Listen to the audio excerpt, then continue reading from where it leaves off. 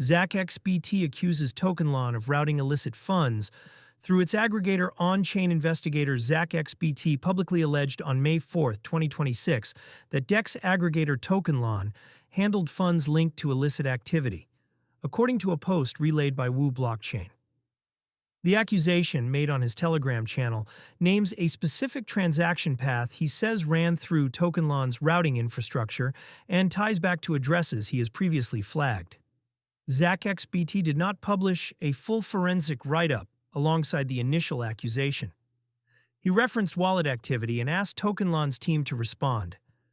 Tokenlon has not posted a public reply at the time of writing, with Bitcoin trading at $78,371 and the broader market in a neutral fear and greed reading of 44. What ZachXBT actually claimed, the core allegation, is narrow but pointed. ZachXBT said a wallet he had previously tagged as connected to illicit on-chain activity used Tokenlon to swap and move funds. He framed it as a compliance failure, not a hack of Tokenlon itself. The aggregator is not accused of stealing anything. It is accused of being the rail that dirty money used. That distinction matters. In DeFi, the line between neutral infrastructure and money laundering tool is exactly what regulators in the US, EU, and South Korea are currently fighting over. ZachXBT has a track record here. His prior public investigations have preceded enforcement actions, frozen funds at centralized exchanges, and forced protocol teams into emergency posture. His accusations are usually more careful than the average tip line, and his Tokenlon call-out reads like an opening shot rather than a final report. Why Tokenlon is the awkward target. Tokenlon is a DEX aggregator built by the mToken wallet team. Aggregators do not hold user funds and do not run their own order books. They route a user's swap across multiple liquidity venues to get the best price, then settle the trade. That model lets Tokenlon's operators argue plausibly that they are a front-end over public smart contracts. But "we are just a front-end" is exactly the defense regulators are dismantling. The Tornado Cash sanctions case, the Samurai Wallet indictments, and the EU's markets in crypto assets framework have all pushed the line in the same direction. If you operate a UI, you have some obligation around the funds that flow through it. If ZachXBT's claim holds up on review, Tokenlon faces an awkward question. Did its routing layer screen the source address? Did its front end block the transaction or simply pass it through to the underlying liquidity pools?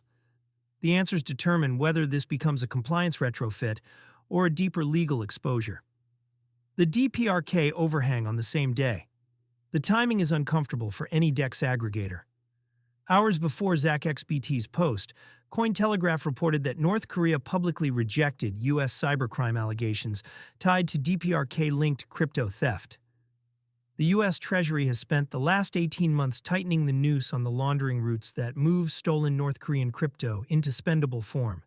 Aggregators, mixers, and cross-chain bridges sit in the middle of that pipeline.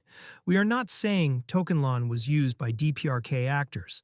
ZachXBT did not allege that. The point is the regulatory and reputational backdrop. Any DEX surface accused of routing illicit funds in May 2026 is being judged against a much harder standard than it would have been in 2022. For DeFi users sticking with stablecoin-funded crypto cards, the indirect read is that on-ramps and off-ramps will keep tightening their address screening.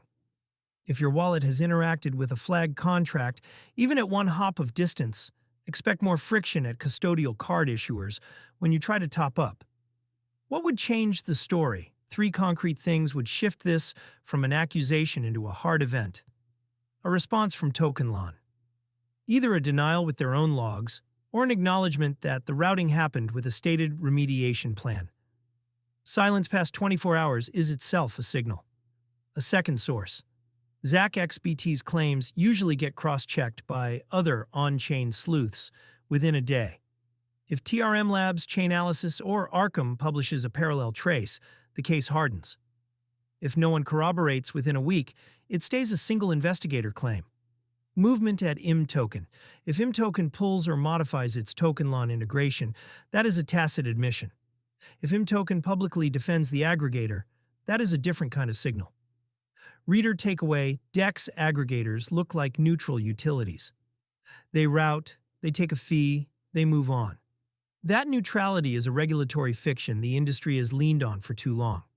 The Tokenlon accusation, whether it survives scrutiny or not, is another data point telling builders to instrument their routers for source address screening before someone else does it for them. If you use self-custody spending tools that route through aggregators, watch this one closely. Compliance retrofits in the routing layer tend to land first as small UX paper cuts, a swap that suddenly fails for policy reasons, a wallet that asks you to re-verify the funding source. Those paper cuts usually mean someone got accused first.